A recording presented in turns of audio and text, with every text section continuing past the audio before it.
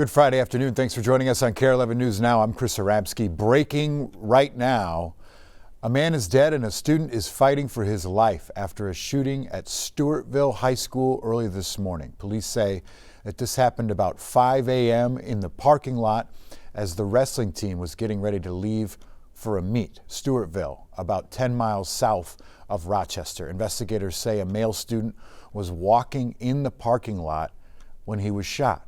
That student was located on the grounds by staff and other students, and then shortly after, authorities say another gunshot went off and an adult man was found nearby with a rifle in his hand. That man was pronounced dead on scene and appeared to have shot himself. The superintendent of Stewartville School District says that their community has a tough road ahead. In times like these, it is important that we come together to support each other. I ask that we show grace and kindness, avoid speculation, and keep supporting one another. Finally, we ask that you please lift all of our students, all of our staff, and all of our communities up in prayer. Authorities say there's no threat to the public right now and that they are investigating exactly what happened. New today, Governor Walz announcing a new fraud watchdog role in efforts to push back on widespread abuse of taxpayer-funded programs.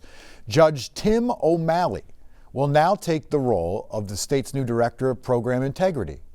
O'Malley will be responsible for overseeing fraud prevention efforts across state government. Walz also announcing a partnership with Waypoint Inc. to help report and investigate fraud claims and formalize data sharing across state agencies to help identify fraud faster. Superintendent of the BCA weighing in. And we are confident that the work, as was noted here today, coming together, that the right people are in the room working across state agencies to really improve this and prevent fraud from occurring in our state early and often, and when it does, that we hold people accountable for those actions. So the state Republicans are sounding off on this announcement, saying, in particular, House Speaker Lisa Demuth saying, quote, "After burying his head in the sand about fraud for nearly 2 full terms, the governor has suddenly decided someone should do something about it. This move is This move is too little, too late," end quote. To read the full statement from the GOP and learn more about the fraud prevention plan or a lot of the stories about fraud that KARE 11 specifically uncovered, you can head to KARE11.com. Oh boy, you better prepare for the cold. We're just hours away from huge temperature drop that'll make this weekend the coldest that we've seen this season so far by a lot. We're talking temperatures 20, 30 below zero with the wind chill, and they're going to stay that way all day Saturday for sure. Our weather team will time out when exactly Mr. Frost will be joining us in just a little bit. If you'll be sheltering at home this weekend to avoid that cold, there's a few things you can do to keep your heating system running efficiently. Homeowners, listen up. So outside your home, it's important to clear snow away from your vents. If you notice any ice around there too, knock it off. CenterPoint Energy says if you have a furnace, it's important to check your filter, make sure that gets changed if needed so that it can run efficiently. And don't forget to check all of your windows and doors, throw some caulk on there, and seal up your house.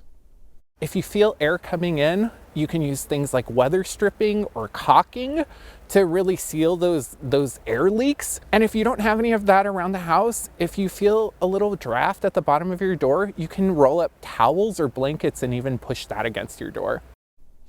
Another tip, turning your ceiling fan so that you have it run clockwise. It can help push that warm air that rises down throughout the house to circulate it.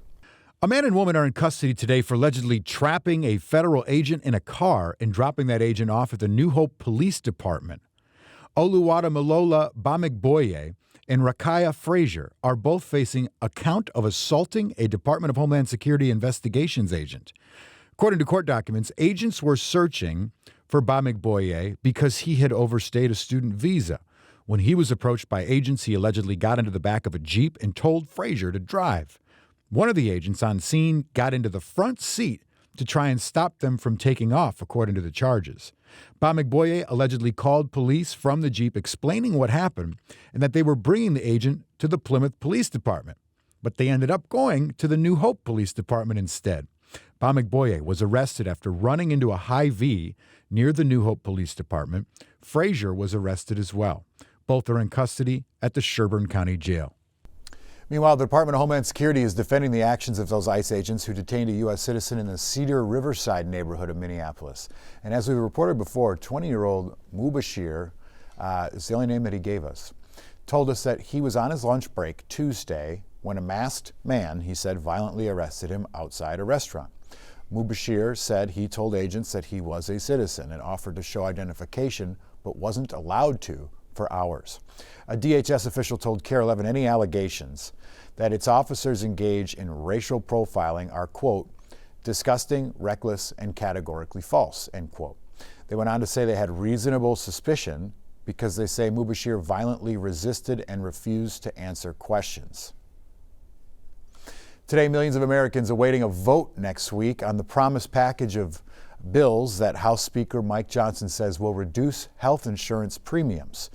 This comes after two health care bills failed in the Senate yesterday, increasing the likelihood that the Affordable Care Act subsidies that keep premiums down for a lot of Americans who use them will stop at the end of the year. This is what the shutdown was over. Each bill needed 60 votes to pass, but both were 9 votes short. The Democrats' bill would have extended credits for 3 more years. Under the Republican plan, the subsidies would have expired, instead boosting health savings accounts and making changes to insurance marketplaces. So both failed. So now, premiums could double, on average, in the new year for more than 20 million Americans. Medicare open enrollment is now a wrap, and a state's Medicare manager says seniors have never been more upset and concerned. In fact, she says the impact of some major premium hikes, changes to coverage, and benefit cuts mean a lot of seniors are still facing serious questions. Kent Erdahl looks at where things stand now and what comes next. The road to Medicare enrollment was full of hazards this year. Would you like a sign? Seniors even protested Blue Cross Blue Shield's sudden detour away from some Silver Sneakers gym memberships, while many more simply hit a dead end with their coverage from UCare. And Minnesota Aging Pathways did its best to help everyone navigate the changes. We have never had any call volume even close to this before. Kelly Jo Greiner says in past years, the state hotline took about 300 calls a day during open enrollment. This year, they averaged 1,500. We actually contracted with another call center to help us keep up with the volume. Your position in the queue is 65. We had an hour, 2-hour wait times for people, and that just is not a good thing for people that need to make a decision by December 7th. And for those who reluctantly decided on a Medicare Advantage plan but are still unsure if their doctors and drugs will be covered, she says there's still time to adjust. From January 1st through March 31st, they can change to a different Medicare Advantage plan if they find it doesn't work for them, or they can return to original Medicare and enroll in a prescription drug plan. She says the 200,000 Minnesotans left in the cold by UCare also still have a special enrollment period, but they have to pick a new lane soon. If they do not have a plan in place by December 31st, they will start the new year without any prescription drug coverage. And we're very concerned about that. Is it time to have conversations with loved ones if they have any question at all in terms of their coverage? Definitely. And we find that during the holidays, that tends to be a very good time for families to have these discussions. And we just want to get the word out that people have till December 31st, if they're in UCare, to enroll in a plan and have it take effect January 1st. If they do nothing is when they're going to really run into problems, because when they show up at the pharmacy to get their drugs in January, they'll be told, I'm sorry, you don't have a plan. You have to pay 100% out of pocket.